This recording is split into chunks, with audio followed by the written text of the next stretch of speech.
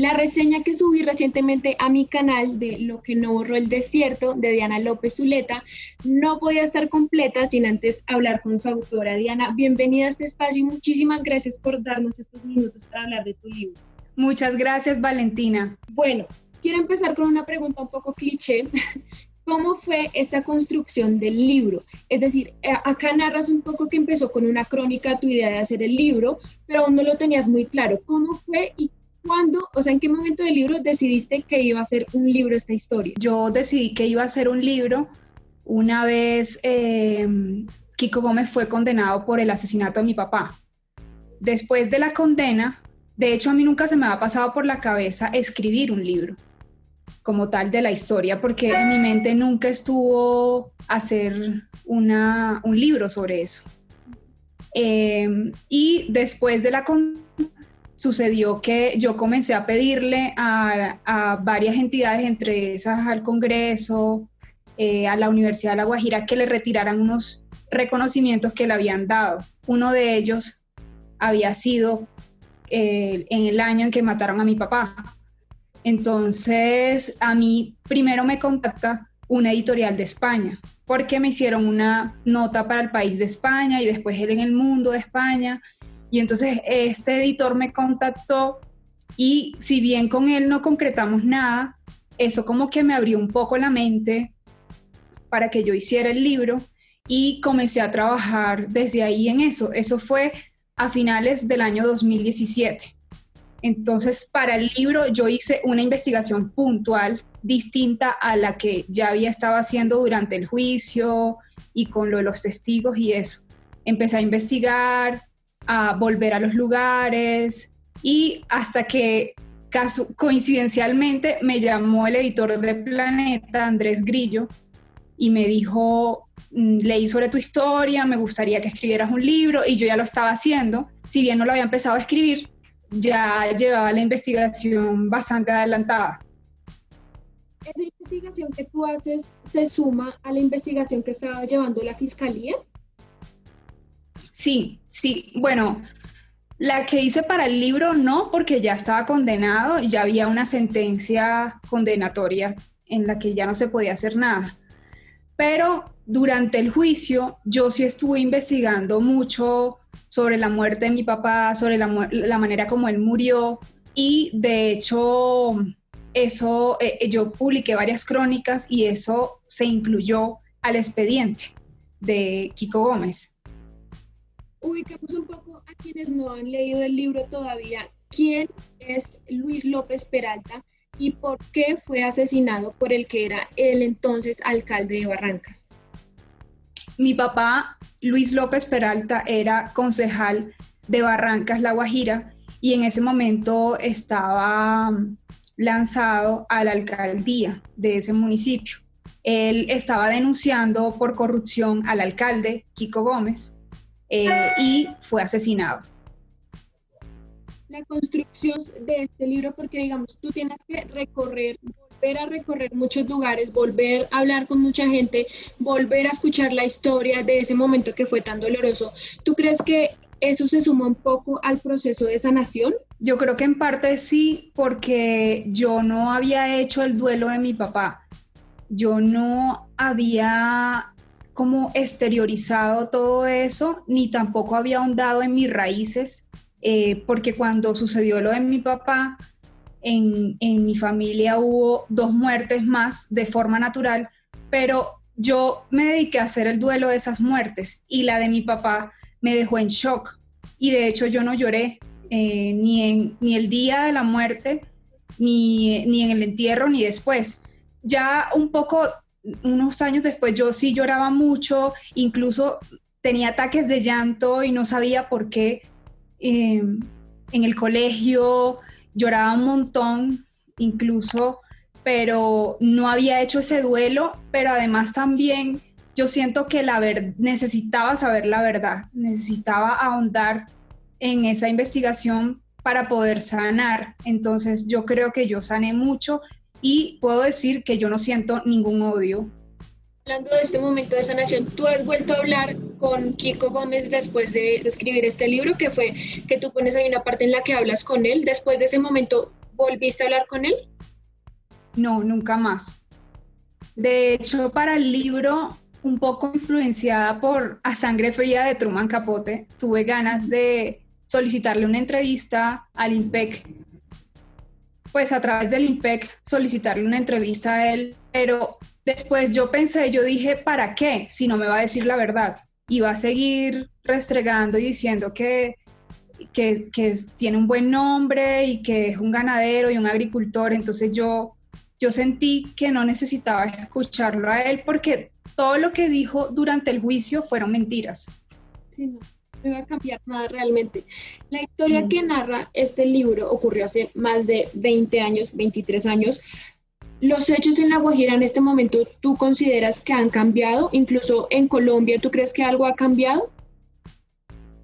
Yo siento que no ha cambiado nada, es decir, y que al país le hace falta conocer esa verdad, que todavía estamos en un momento de mucha tensión, políticamente tampoco ha cambiado, es decir, si bien Kiko Gómez llegó a la gobernación de La Guajira, en otros departamentos de pronto no ha habido como tal un gobernador asesino de esta naturaleza, pero sí hay mucha corrupción, hay robos, hay políticos que han financiado bandas criminales y el paramilitarismo y la gente los ha avalado y los ha apoyado y han subido al poder con el apoyo de la gente. Pero yo pienso que el país no ha cambiado en nada, que hace falta mucho por saber y que incluso con el proceso de paz que se pensó que se iba a lograr como resarcir todo ese daño y conocer la verdad, todavía no la sabemos. Cierto. Los colombianos, y de pronto un poco con lo que decías, no conocemos la historia mucho, normalizamos la violencia en algunos casos, incluso en el libro también lo narras. ¿Por qué crees que todos los colombianos deberían leer este libro o conocer la historia por lo menos? Pues yo creo que porque pese a que este libro parte de una historia personal de lo que le sucedió a mi papá, narra la historia de un país y narra la historia de una época de mucha sangre y de mucho dolor y que todavía no ha terminado de conocerse. Y a través de este libro yo hago una radiografía de lo que pasó en la zona norte de Colombia y de cómo esas bandas criminales y los paramilitares fueron cooptando el poder y cómo a través del Estado, del ejército y de la propia policía fueron apoyados estos personajes. Entonces, yo pienso que la deben leer no solo por conocer la historia, sino porque considero que la historia está contada desde un punto de vista narrativo en el que no cansa cuando se lee, es decir, se lee rápido y tiene muchos elementos narrativos que ayudan como a entender esa zona. Es decir, que no es un libro que está lleno de datos y de cifras y de decir pasaron tantas víctimas o el conflicto armado dejó tantas víctimas, aunque las dice, sino que ahonda en ese dolor y puede saber qué sintió una persona que perdió a su padre de manera violenta y cómo logró justicia, en parte por estas investigaciones que logré hacer. De pronto, en esa época en la que ibas a los juzgados y pedías documentos, indagabas, en esos momentos tú contabas que te sentías insegura y que incluso te pusieron seguridad. ¿En este momento tú todavía sientes como esa percepción de inseguridad? De hecho, ahora más que nunca. Cuando estaba el juicio, yo no tenía seguridad. A mí la seguridad me la pusieron después de la condena. Y inclusive hoy puse un trino hace poco, por eso me demoré un poco en conectarme. La JEP rechazó el sometimiento, la solicitud de sometimiento de Kiko Gómez a esa jurisdicción. Y digamos que yo he estado también detrás de eso. Yo pedí que se le rechazara, pedí ser parte en ese proceso.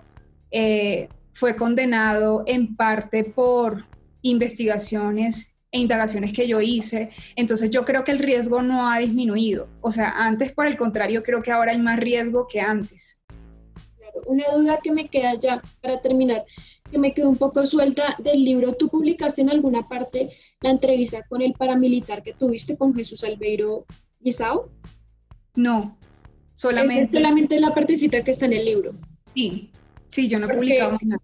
porque fue muy fuerte esa parte, pues me parece, digamos, como narra todo tan tranquilo, tan cotidiano, tan normalizado. Entonces me parece, no sé, ¿has pensado en un segundo libro? Pues mira que no eres la primera persona que me lo dice. Ya varias personas me han dicho que, porque claro, con Guisao hablamos muchísimo, no solamente fue lo que aparece ahí, ahí me tocó hacer elipsis, pero no sé, es que todavía no sé, me toca ahondar mucho más y pues me tocaría también volver a la cárcel y puntualizar muchas más cosas. Pero igual la entrevista con él fueron como 60 páginas. Yo tengo como No, 60 obviamente da para un libro. Es que él hablaba muy suelto, como muy, muy normal. Sí, exacto. Y claro, sería no solamente escuchar la parte de él, sino también investigar mucho más, ir al Urabá, por ejemplo, hablar con víctimas de él. Hay muchas cosas que le harían parte a la historia porque no solamente escucharlo a él, sino ver también el otro lado. Claro. Hay una parte, bueno, no es una parte, me gusta mucho y en la reseña lo menciono, es un detalle que tú pones al inicio y es que tú vas ubicando al lector desde el primer momento, es decir, tú vas diciendo como aquí va a pasar esto, o sea, como que pones los punticos donde vas a narrar los hechos, los más importantes, y eso me parece como muy valioso. ¿Cómo se te ocurrió eso? O sea, no es algo que uno diga, tiene que ir ahí, o de pronto lo tenías desde el principio claro. La idea fue de una de mis amigas que leyó el libro antes, que es artista plástica.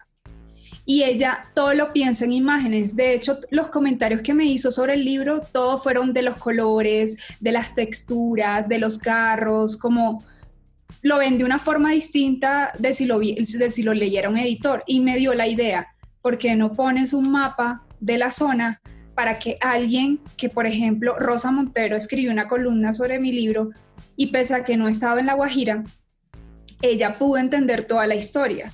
Inclusive por eso en algunas partes pongo unos pies de páginas, porque hay palabras que para nosotros son normales, pero que digamos el público no las entiende. Por ejemplo, sapo, y entonces yo hago la descripción, o guayabo, para nosotros es normal, pero en otras partes, en otros países no saben lo que eso significa. Entonces traté como también de que el lenguaje fuera como muy universal.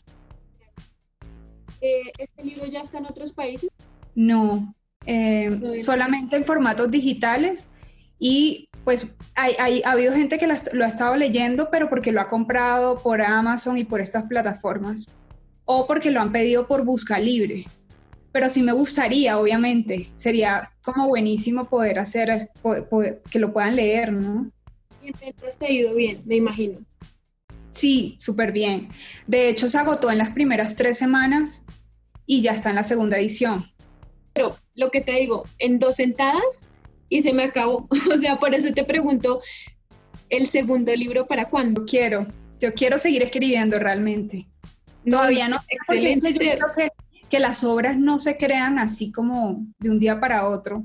Bueno, hay escritores que sí tienen esa presión de publicar cada año y de que tienen un público lector y hay que responderle a ese público lector y además venden muchísimo, pero pues yo no busco como ser como de consumo masivo, sino hacer trabajos buenos.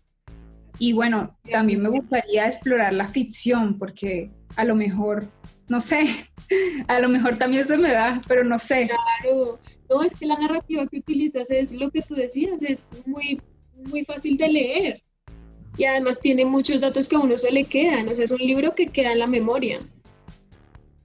Sí, sí, eso me han dicho. Bueno, pues esas eran mis preguntas. Muchísimas gracias por Gracias, acompañarnos. gracias, Valentina.